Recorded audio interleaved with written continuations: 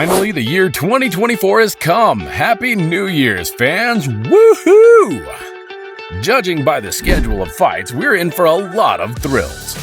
But with the arrival of this great news, you know we like to grab the goods while they're hot.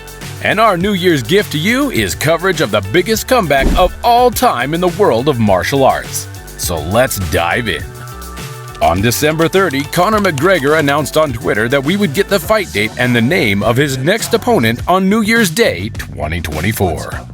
When the time came for the announcement, McGregor stated the following politely and humorously: "Ladies and gentlemen, Happy New Year to you all.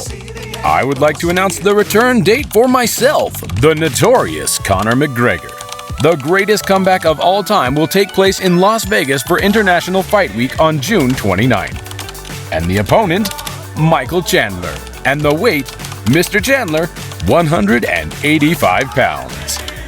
It's funny that just a few days earlier, on December 28th to be exact, Michael Chandler posted on his profile, "Imagine saying it, the greatest comeback in combat sports history, and then doing a whole sham of a documentary about it, and then never coming back. McGregor forgotten." It's an understatement to say that Conor has frustrated his fans, haters, the UFC, and all the other fighters he's called out regarding his uncertain return. Michael Chandler is the first of those frustrated people, especially after The Ultimate Fighter 31, where his team completely excelled in the fight against Conor's. Conor's psychological war took off again, and Chandler began to doubt that the match would ever happen. And the same can be said for the audience. He was promised a match with McGregor after the end of The Ultimate Fighter, and Chandler even called him out after the Tony Ferguson knockout in one of the most energetic post-fight interviews. Mike took a deep breath and said, "And Joe, if Hunter Campbell and Dana White have a momentary lapse of judgment, and they give the title shot to someone else, I got one dude on my mind. Conor McGregor, you gotta come back and fight somebody. I'm the most entertaining lightweight on the planet, but I want to up the stage, Conor. I want you at your biggest. I want you at your baddest. And I want you at your best. You and me at 170 this summer, this fall, this winter. God bless. I'll see you at the top." Rumors swirled that the Notorious would return in January, February, then at UFC 300 in April, and so on. It was also questionable who would be the lucky one who would meet McGregor in the famous octagon. Nate Diaz, Justin Gaethje, or Dustin Poirier. The Irishman spared no one when he called various names after this year's UFC events. In one of the published videos, we could also see McGregor's frustration at not being able to compete. And given that he hasn't been in a fight since mid-2021, the frustration is justified. However, when it has all been said and done, according to the latest news, we will finally see that day in half a year. And we have the name, weight, date, and opponent. July 29, Las Vegas, Michael Chandler. Conor McGregor and Michael Chandler have had similar resumes in the last few years. If we look at the last 4 matches, it is particularly interesting that the fighters in this matchup have a combined score of 2 wins and 6 losses. And regardless of that, this fight is one of the most anticipated. Right here, we can see the magic of being a UFC superstar. Conor has 3 losses and 1 win in his last 4 matches. After being dominated for the first time in his career by Khabib, Conor returned only after 2 years, where he defeated, one might say, washed-out Cowboy Cerrone in the first round. After another 1-year break, McGregor was defeated by Dustin Poirier in the beginning and middle of 2021, when he suffered the injury that made him wait so long. Michael Chandler has the same record of 1 win and 3 losses, but has been more active and belligerent in the Irishman's absence. He picked up UFC bonuses with each of his appearances, and his opponents are all from the top of the lightweight category. Chandler gave Charles Oliveira huge problems, but he was knocked out in the second round. He then returned against Gaethje in Fight of the Year, where he lost because he wanted to give a less intelligent and more attractive fight. He returned in 2022 and knocked out Tony Ferguson, whose career is in decline. And then, in November, he was choked out by Dustin Poirier in a match he was winning before he was submitted. Regardless of their performances in the last matches, it does not in any way dispute the fire they will bring on July 29th. What will be especially interesting is watching them in the middleweight division, which will be a completely new experience for both of them. Judging by their tendency to wear themselves out early in the match, it will be interesting to see how they carry all the muscle mass for the rest of the fight, as both men will be massive. Accordingly, we can promise that the first 2 rounds will set the arena on fire. Chandler has 11 knockouts out of 23 wins, and Conor has 19 out of 22. We don't need to emphasize that in the striking department, Conor is the better fighter, especially because of the reach advantage. The Irish left hand will be powerful at 185 pounds, and Chandler needs to be careful not to make room for it, especially since he has proven to be someone who can be easily hit. Let's say that Conor will return to his old self, which means he will aim to get his opponent out of the cage as soon as possible, and record another knockout to his name. Chandler will have to dodge missiles in the early rounds, and if he survives and McGregor tires, he could have his chance in later rounds.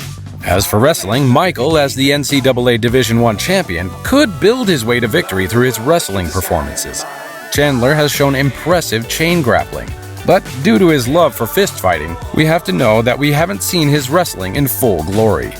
People often overlook Conor's wrestling and takedown defense, but he's not that bad of a grappler at all. His ability to knock people out early is responsible for the lack of his wrestling display. It is indeed very possible to take him down. Khabib may not be the best example for it, but we should remember that Dustin managed to ground him and hold him for 3 minutes, and Chandler grounded Dustin, holding him there for the whole round. If Michael comes with a more grappling-minded approach with his explosive wrestling performances, Conor could be in for a long night. Consequently, McGregor is a far more intelligent fighter. Although he is much more successful than Chandler, their fighting experience is on the same level. With his unhealthy lifestyle, McGregor has moved away from the position of an elite fighter, and the well-known problem is his lack of motivation. And the same cannot be said for Chandler, who, after so much waiting and training, will finally get the opponent and the money he dreamed of. It is important to note that Michael has another key to victory that McGregor did not show: his submission abilities.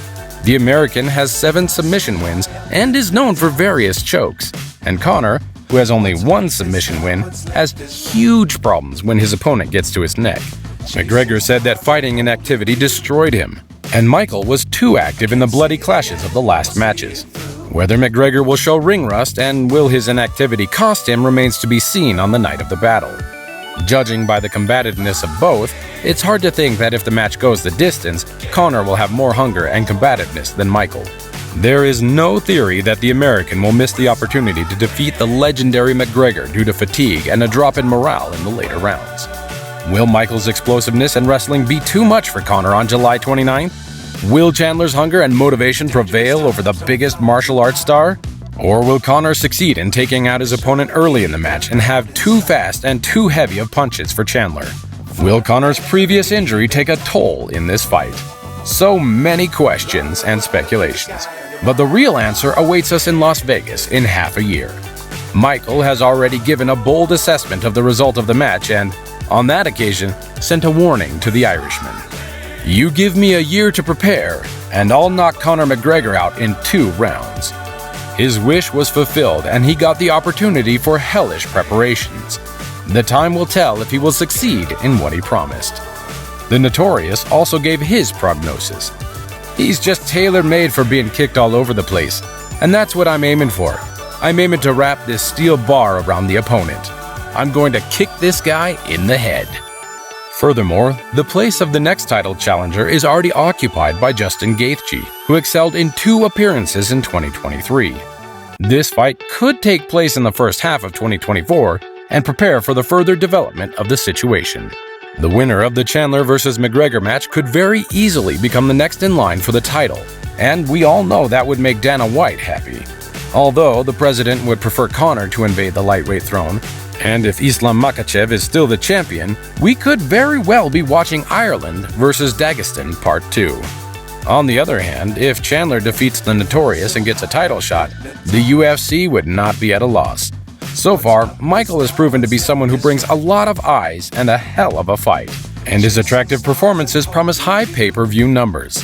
However, such decisions would be unfair to the rest of the division because Charles Oliveira is also in line for the title, and Arman Tsarukyan is also waiting for his chance after his KO victory against Beneil Dariush. But so far, we have learned how the UFC works, so we know that we can expect the unexpected and the incredible. It is important to note that it is not excluded that Conor could do a fourth match with Dustin Poirier in case he does not get a chance for the title. And there are certainly many candidates to fight him, whether for the title or not. The situation is boiling, and accurate results remain to be seen. There you have it, MMA Corner TV fans. We appreciate the support. Comment down below what you think regarding the fight. MMA Corner TV will cover all the events, so be there with us to see them off. Mark the date, people, July 29th, 2024.